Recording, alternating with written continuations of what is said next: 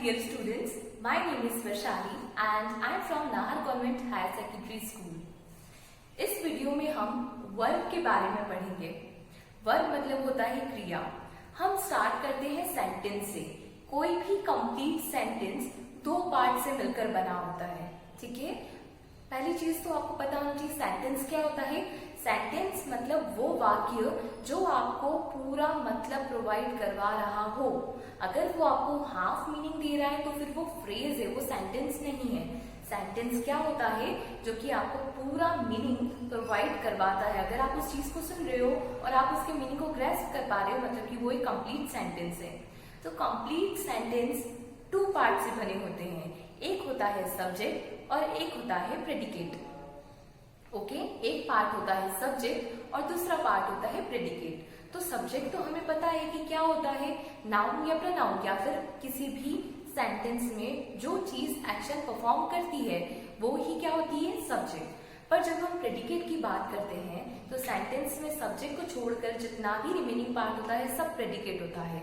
और प्रेडिकेट में सबसे इंपॉर्टेंट पार्ट होता है वर्ब। ओके, तो वर्ब के तीन फंक्शंस होते हैं।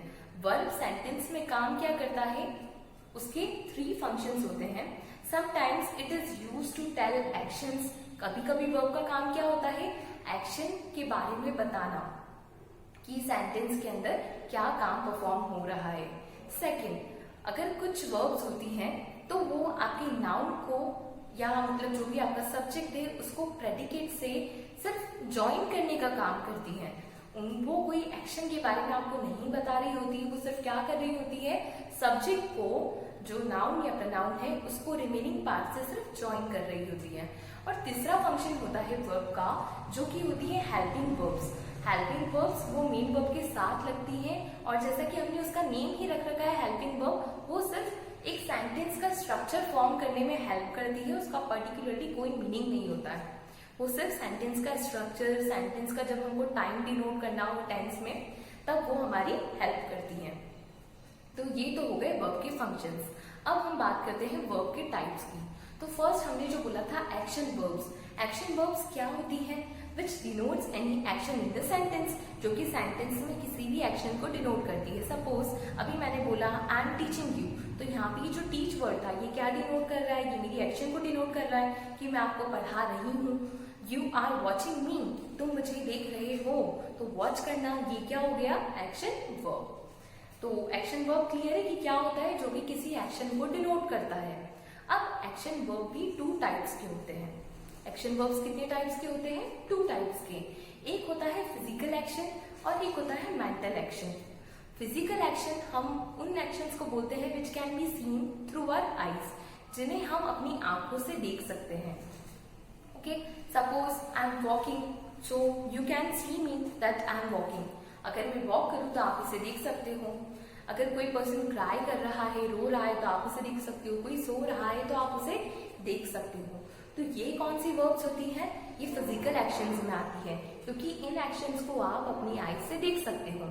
सेकंड मैंने बोला था मेंटल एक्शंस, मतलब कि वो एक्शंस या वो वर्ब्स जो सिर्फ मेंटली परफॉर्म की जाती है, उनका कोई अपीयरेंस नहीं होता है, उनका कोई लुक नहीं होता है कि वो इस तरह से दिखती हैं।